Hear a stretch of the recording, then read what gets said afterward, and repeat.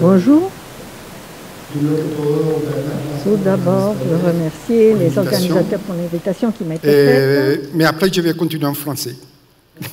Parce que je représente l'Institut Pasteur aujourd'hui. Et je voudrais vous manifester les regrets du professeur Breichot, notre directeur général, de ne pas être ici, car en ce moment, il est au Brésil, à Rio, pour la signature encore des accords avec l'Amérique latine et avec le Brésil.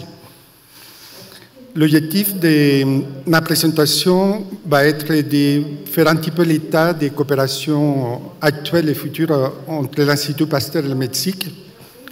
Et comme vous savez, l'Institut Pasteur se trouve à Paris. Voilà, un petit peu de la neige, mais ce n'est pas fréquent à Paris, mais j'ai pris la photo et j'aime bien ces photos.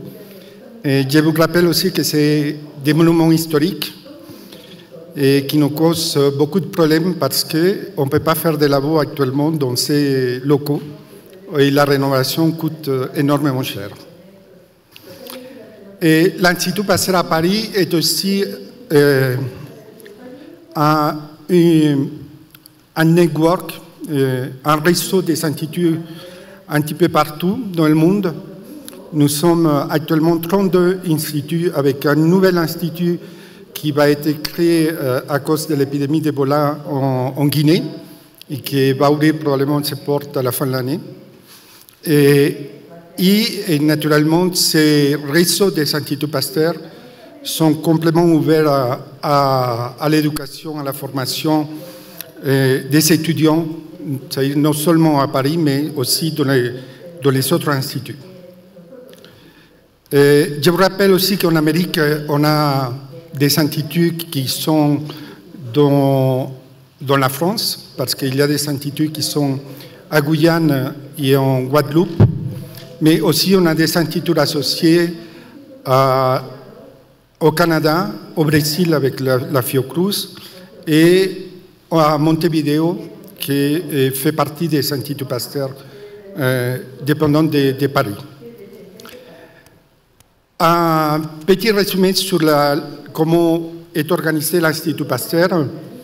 L'Institut Pasteur est actuellement 11 départements scientifiques dans lesquels il y a 130 unités de recherche diverses et variées. Nous sommes plus ou moins 2500 personnes à travailler sur le campus à Paris et nous avons plus de 1000 étudiants par an qui font aussi bien des doctorats, des postdoctorats ou des stages.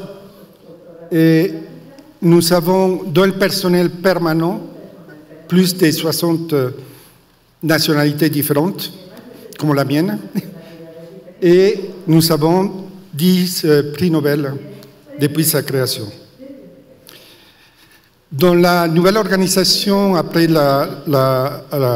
la nouvelle direction dirigée par le professeur Christian Breichot, autour de ces départements, il a été créé une série de centres qui vont répondre à diverses nécessités, naturellement, de santé publique et de recherche.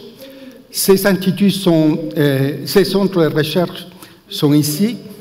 Je vais commencer par le centre de bioinformatique, qui c'est un projet assez important, qui a obtenu 20 millions d'euros pour sa création et dans lequel nous allons connecter tous les réseaux Pasteur à la bioinformatique.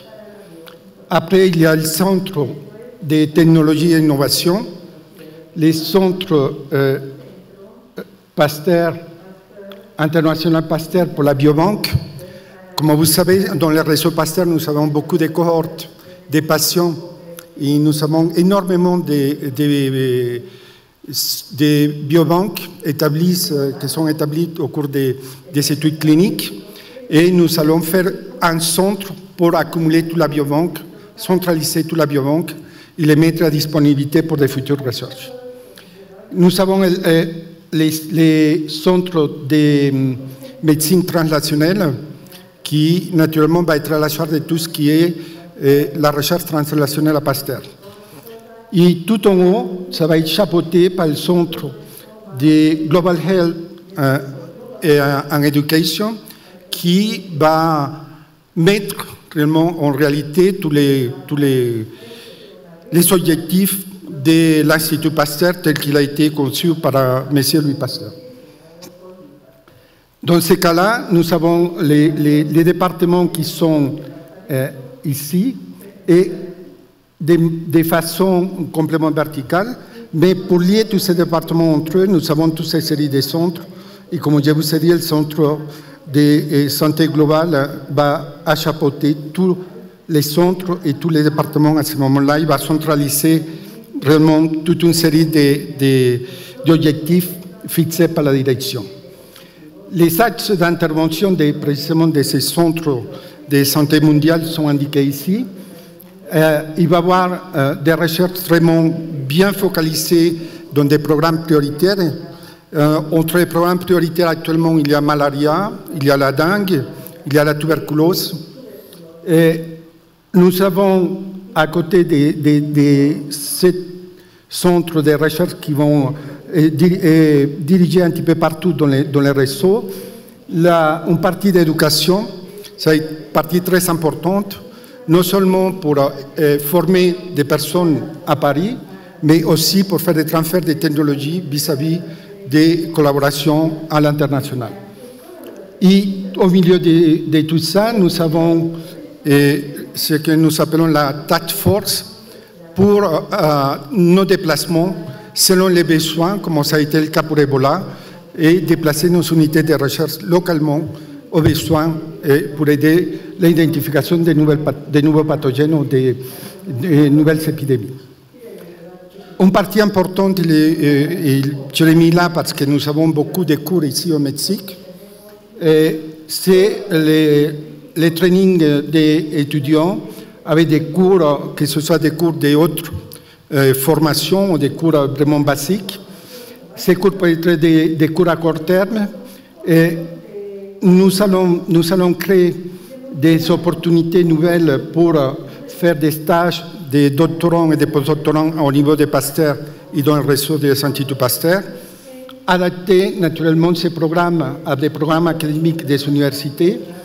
Et à partir de cette année, nous allons consacrer beaucoup à e-learning, c'est des cours qui vont être donnés directement par Internet et dans lesquels nous pourrons avoir une plus ample couverture des étudiants dans tout le monde. Et nous espérons aussi implémenter des séminaires ou des colloques à côté de toutes ces formations. Et en tout cas, actuellement, nous souhaitons augmenter la participation d'étudiants en France et dans le réseau de Pasteur par la création de nouvelles opportunités que je vais vous montrer par la suite. Et dans la coopération avec le Mexique, nous avons signé deux accords avec le CONACYT et avec le ministère de la Santé. Et les deux accords ont été signés en 2009.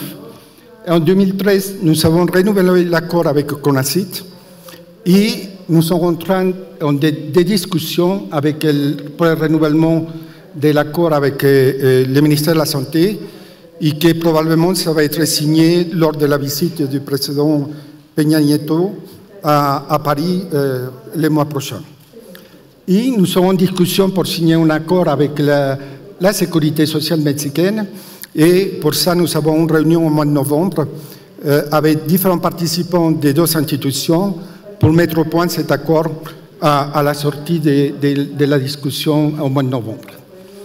Nous avons aussi, il y a eu un appel d'offres par Pasteur pour la création des unités de recherche mixtes internationales et nous avons déposé un projet dans ce cadre-là avec l'Institut national de nutrition, des équipes de l'Institut national de nutrition, avec des équipes de l'UNAM, l'Université autonome nationale du Mexique, et avec des laboratoires de l'Institut Pasteur. Nous attendons la création pour cette année, si possible. Dans le cadre des accords avec le CONACYT, nous sommes aussi en train de discuter pour signer un accord pour la participation des 5 stage postdoctoral à l'Institut Pasteur par an pour des étudiants mexicains. Et nous avons lancé un appel d'offres interne pour des projets. Ici, c'est un peu difficile à lire, mais je vous montre la grande diversité des projets qui ont été déposés et des laboratoires qui sont intéressés pour accueillir des postdoctorants mexicains. Cet accord va être probablement aussi signé lors de la visite du président Peña Nieto au mois de juillet. Dans le cadre particulier, on va dire, des appels d'offres propres à l'Institut Pasteur, nous avons deux programmes, le programme de doctorants et postdoctorants Calmette et Yersin, dans lesquels c'est des étudiants, tous les étudiants peuvent participer, tout le monde peut déposer sa candidature, et c'est pour aller dans les instituts Pasteur du réseau. Ce n'est pas pour aller à Paris, mais c'est pour augmenter la coopération avec les instituts Pasteur du réseau. Et dans ce cas-là, nous avons eu déjà 12 doctorants ou postdoctorants, 8 doctorants et 4 postdoctorants qui sont en Afrique et en Asie actuellement en train de faire leur thèse aux instituts postdoctoraux. Vous savez les coûts, et je mets toujours les coûts parce que nous avons un gros problème, entre guillemets, avec la loi française, que je vous rappelle que l'Institut Pasteur est un institut privé, avec une participation naturellement de l'État, mais dû à des lois qui ont été promulguées et des décrets qui ont été promulgués il y a 7 ans, nous sommes obligés de donner des salaires à nos étudiants. Ça veut dire que salaire, ça ne veut pas dire bourse, ça veut dire une feuille de salaire, vraiment, et payer les charges additionnelles que nous demande l'État. Ça veut dire que si avant on donnait une bourse de 1 000 € à un étudiant, actuellement nous avons besoin de 2 000 € parce qu'on donne 1 000 à l'étudiant et 1 000 à l'État. Et ça nous crée beaucoup de problèmes pour recevoir des étudiants étrangers, et c'est pour ça que ces discussions, des accords, demandent très longtemps pour trouver une solution, comme d'habitude, pour contourner un petit peu la loi.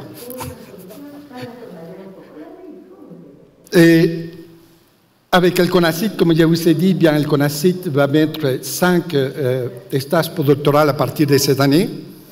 Et nous avons aussi des accords avec des instituts à Shanghai, en Chine, avec des programmes pour 2 postdoctorants, avec le CIRAD aussi avec un programme doctoral, avec l'Institut Fabry au Canada et aussi avec la Fondation de France.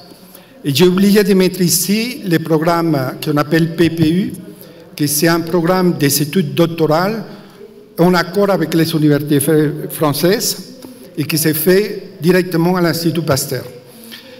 Nous avons commencé avec 5 bourses et pour l'année prochaine, il y aura 20 bourses. Et nous avons réussi à convaincre notre directeur pour que 3 de ces bourses soient fléchées pour des étudiants latino-américains. C'est-à-dire qu'à partir de l'année prochaine, nous pourrons avoir 3 latino-américains directement sélectionnés par ces programmes des études doctorales. Les étudiants reçoivent un salaire qui monte à 2 200 €. C'est-à-dire que je vous rappelle qu'il y a le double parce qu'il faut payer les charges. C'est-à-dire que c'est des bourses, des salaires de 4 400 €. Ce qui est énorme pour des pays comme ici au Mexique ou en Amérique latine. Même pour des pays comme les pays de l'Est en Europe. Pour finaliser, tous ces programmes, vous pouvez accéder par les sites web de Pasteur. C'est les sites web qu'on appelle externes, c'est accessible à tout le monde et dans lesquels vous avez ici tous les postdoctoraux et tous les doctorants qui peuvent postuler pour ces projets à l'intérieur de l'Institut Pasteur, directement à l'Institut Pasteur ou au réseau Pasteur. Je vous remercie, je remercie encore une fois les organisateurs pour nous avoir permis de présenter un petit peu notre collaboration avec le Mexique. Muchísimas gracias.